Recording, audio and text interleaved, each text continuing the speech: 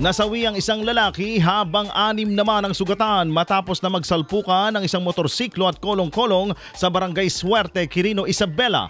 Kinilalang driver ng kolong-kolong na si Romnick Estabilio, 36 anyos, LGU employee at residente ng Malig, Isabela, lulan ang 5 menor de edad na edad 11, 12, 13 anyos at 14 na taong gulang. Kinilala naman ang driver ng motorsiklo na si Dominador Aduero, 55 anyos, Barangay Tanod at residente ng Barangay Santa Lucia, Quirino, Isabela.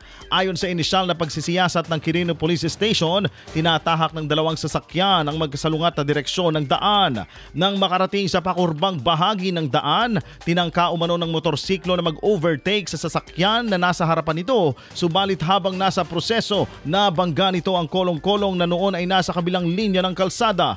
Dahil sa lakas ng pagkakabangga, nagtamo ng sugat sa iba't ibang bahagi ng kanilang katawan ng 2 driver, maging ang pasahero ng kolong-kolong na agad namang dinala sa pinakamalapit na pagamutan. Sa kasamaang palad, idineklarang dead on arrival ang driver ng motorsiklo. Kasalukuyan namang nasa Quirino Police Station ang mga sasakyang sangkot sa insidente at driver ng kolong-kolong para sa karampatang disposisyon.